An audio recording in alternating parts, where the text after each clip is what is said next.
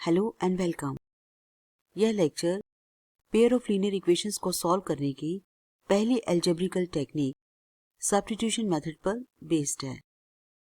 This lecture is based on substitution method of solving a pair of linear equations. पीछे वाले lectures में हमने graphical method से pair of linear equations को solve करना सीखा था। पेयर ऑफ लीनियर इक्वेशंस को अलजेब्रिकल टेक्निक से सॉल्व करने के तीन मेथड हैं। पहला है सब्स्टिट्यूशन मेथड, सेकंड मेथड है एलिमिनेशन मेथड और थर्ड मेथड है cross multiplication method. Cross multiplication method course से कट गया है, इसलिए हम सब्स्टिट्यूशन मेथड और एलिमिनेशन मेथड ही सीखेंगे। अभी हम पहला सब्स्टिट्यूशन मेथड सीखने वाले हैं। सब्स्टिट्यूशन मेथड को समझने के लिए पहले हम एग्जाम्पल 7 एनसीईआरटी को सॉल्व करने वाले हैं। मेरा मानना है कि यह मेथड काफी बच्चों को पहले से ही आता होगा, क्योंकि अननोइंगली आप इसे अप्लाई करते रहे हैं। अब चलिए हम इसे शुरुआत से ही सीखते हैं। Example 7 NCERT.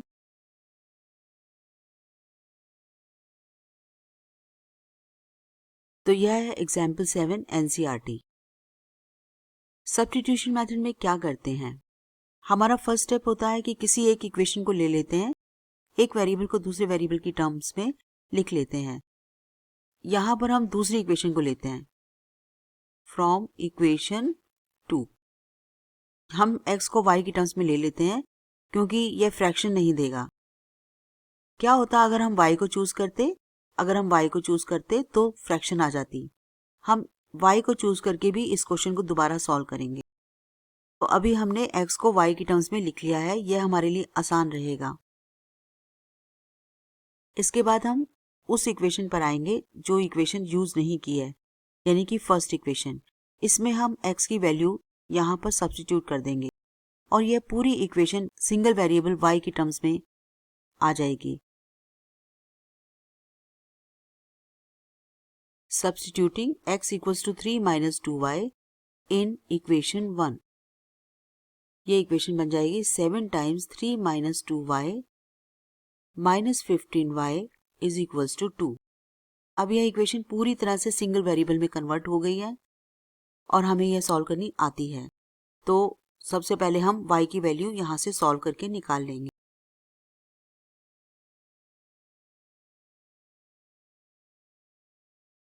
ट्वेंटी 21 को दूसरी तरफ ले जाएंगे, क्योंकि हमें y के लिए सॉल्व करना है। तो यह बन जाएगा y is equals to negative 19 divided by negative 29 और 19 डिवाइडेड बाय 29। तो इस तरह से हमारी y की वैल्यू 19 डिवाइडेड बाय 29 आ गई है। यहाँ तक हमने सीखा किसी एक इक्वेशन से एक वेरिएबल को दूसरे की टर्म्स में ले आना है और दूसरी इक्वेशन में उस वेरिएबल की वैल्यू डाल देनी है। इससे होगा क्या कि जो बची हुई इक्वेशन थी वो सिंगल वेरिएबल में आ जाएगी। उस सिंगल वेरिएबल के लिए सॉल्व कर लेना है, जैसे कि हमने कर लिया। उसके बाद क्या करना है, जो हमारा x था इसी में y की वैल्यू डाल देंगे, यानी कि x 3 माइनस 2y था। अब यह बन जाएगा 3 माइनस 2 टाइम्स 19 डिवाइडेड बाय 29। 2 19 से मल्टीप्लाई होगा तो 38 बन जाएगा। एलसीएम ले रहे हैं 87 माइनस 38 और यह दे रहा है 49 डिवाइडेड बाय 29। इस तरह से x 49 डिवाइडेड बाय 29 आ गया है। तो हमें x भी मिल गया है और y भी।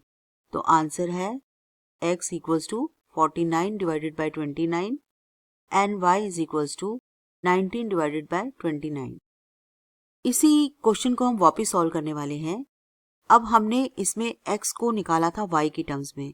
सपोज हम y को x की टर्म्स में निकालते तो हम इसे कैसे सॉल्व करते और क्या आंसर्स डिफरेंट आते? आंसर्स डिफरेंट नहीं आएंगे।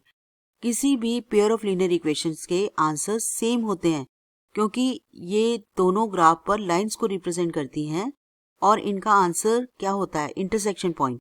To lines can not intersect at more than one point, so only one and unique solution is possible. अब हम दोबारा से इस क्वेश्चन को सॉल्व करेंगे। इस बार हम इक्वेशन सेकंड को ही लेंगे, बट y को x की टर्म्स में निकालेंगे। अगर हम y को x की टर्म्स में निकालेंगे तो 2y 3 माइनस x आएगा और 2 से डिवाइड करने की वजह से y is 3 minus x divided by 2। तो यहाँ पर फ्रैक्शन आ गई है। तो थोड़ा सा प्रॉब्लम फ्रैक्शन को डील करने की हो सकती है, लेकिन इसे प्रॉब्लम मत समझिए। ऐसे क्वेश्चंस को सॉल्व करिए और अपने हाथ को जमाइए, क्योंकि हमें हर तरह की सिचुएशन को टैकल करना है। एग्जाम में अगर आपने सम को करना शुरू कर दिया और उसमें फ्रैक्शन आ गई और या फिर इक्वेशंस इस फॉर्म में मिली कि किसी का भी कोफिशिएंट 1 नहीं है, तो आपको उस समय फ्रैक्शन से डील करना पड़ेगा। तो हमें हर तरह से सॉल्व करना आना चाहिए। अगर आप मेरी बात करें तो मुझे हर तरह से इक्वेशन को सॉल्व करना आता है। अगर मैं x की बजाय y को सॉल्व करती हूँ तो भी मैं सॉल्व कर सकती हूँ। अगर हम सेकेंड इक्वेशन की बजाय फर्स्ट इक्वेशन को लेकर x या y निकालते और फिर दूसरी में पुट करते तो भी मैं इसे सॉल्व कर सकती थी। आपको भी यही अपने अंदर लाना है, बचना नहीं है, उसमें कूदना है। यानी कि आपको बचने की कोशिश नहीं करनी है, आपको सीखने की कोशिश करनी है, क्योंकि ये अलजेब्रा का पार्ट है और आपको सीखना है how to tackle with this kind of problem and how to tackle when you have a fraction over here. क्योंकि हमने इक्वेशन सेकंड को यूज किया है, किसी भी हालत में हमें y की वैल्यू सेकंड इक्वेशन में नहीं पुट करनी है, क्योंकि अगर आप इसमें पुट करेंगे तो आपके पास 0 आ जाएगा। ऐसा बिल्कुल नहीं करना है। अब हमें फर्स्ट इक्वेशन चूज करनी है और y की वैल्यू को फर्स्ट इक्वेशन में ही डालना है। So substituting y is equals to 3 minus x divided by 2 in equation 1। 7x minus 15 times 3 minus x divided by 2 is equals to 2। अब यहाँ पर हमारे पास डिनोमिनेटर में 2 आ रहा है। How to remove this 2 from the denominator. वैसे तो 8th और 9th क्लासेस में ये बहुत अच्छे से सिखाया गया है, पर अगर प्रैक्टिस की कमी है तो आप दोबारा से लर्न करिए। आपको अगर इस 2 को यहाँ से हटाना है तो आप देख रहे हैं यहाँ पर 3 टर्म्स हैं, 7x और negative 15 times 3 minus x divided by 2 and 2। 3 terms हैं यहाँ पर। हम तीनों टर्म्स को 2 से मल्टीप्लाई कर देंगे। अगर हम 7x को 2 से मल्टीप्लाई करते हैं तो 14x आएगा। अगर हम यहाँ पर 2 से मल्टीप्लाई करते हैं तो 2 चला जाएगा। वैसे तो ये चीज़ मेंटली कर लेनी चाहिए। और इधर भी हम 2 से मल्टीप्लाई करेंगे तो आपने देखा यहाँ से फ्रैक्शन कट चुकी है, यानी 14x minus 15 times 3 minus x is equals to 4। अब आप देख रहे हैं क्योंकि हमने y को सॉल्व किया था x की टर्म्स में, तो हमारे पास जो फर्स्ट इक्वेशन थी वो सिंगल वेरिएबल x में कन्वर्ट हो चुकी है और यहाँ से हमें x के लिए सॉल्व करना है।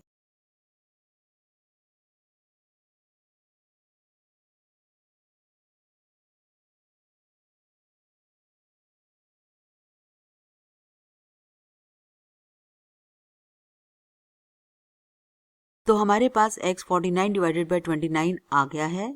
यह वही वैल्यू है x की जो पिछली बार भी आई थी, ये चेंज नहीं हो सकती है, बिकॉज अगर लाइंस इंटरसेक्टिंग है तो they can only intersect at one point. Two lines can not intersect at more than one point, so there will be only one solution, unique solution. This is the answer. अब हम क्या करेंगे, y के अंदर x की value put करेंगे, जिसे हमने सब्स्टिट्यूट किया था उसी में x की वैल्यू लगाएंगे, लाइक दिस। अगर हम इसे सॉल्व करने की कोशिश करेंगे तो 87 minus 49 divided by 29 divided by 2 which is 38 divided by 29 divided by 2, कि यहाँ पर a divided by b divided by c है। ऐसा होने पर b एंड c मल्टीप्लाई होते हैं, क्योंकि अगर इसके नीचे कुछ होता तो वो a से मल्टीप्लाई होता। सो ये बन गया 38 डिवाइडेड बाय 29 टाइम्स 2। 2 ने 38 को 19 टाइम्स काट दिया, 19 डिवाइडेड बाय 29। तो इस तरह से x है 49 डिवाइडेड बाय 29 एंड y है 19 divided by 29। So substitution method क्या है? Step 1, we pick either of the equations and write one variable in terms of the other, say y in terms of x। हम कोई भी एक equation लेते हैं और एक वेरिएबल को दूसरे की टर्म्स में लिख देते हैं। सपोज हमने y को x की टर्म्स में लिखा हो, Step 2. Substitute this value of y in other equation and reduce it to an equation in one variable, for instance in x. जो ये variable y in terms of x निकला था, इसे दूसरी इक्वेशन में डालेंगे और अब वो एक सिंगल वेरिएबल की इक्वेशन बन जाएगी। क्योंकि हमने y को x के टर्म्स में डाला है, तो जो दूसरी इक्वेशन है वो x के टर्म्स में आ जाएगी, सिंगल वेरिएबल x के टर्म्स में आ जाएगी। And step 3 is solve for x। अब x के लिए सॉल्व कर देंगे। And step 4 is substitute this value of x in the first equation two obtain the value of y। और वही जो y हमने x के टर्म्स में निकाला था, उसी में इस x की वैल्यू को डाल देना है। इससे हम y की वैल्यू भी निकाल पाएंगे। So these are 4 steps to follow substitution method. आपको इन स्टेप्स को याद नहीं रखना है, समझना है बस। ये स्टेप्स आपसे एग्जाम में नहीं पूछे जाएंगे, ये सिर्फ आपको समझाने के लिए लिखे गए हैं।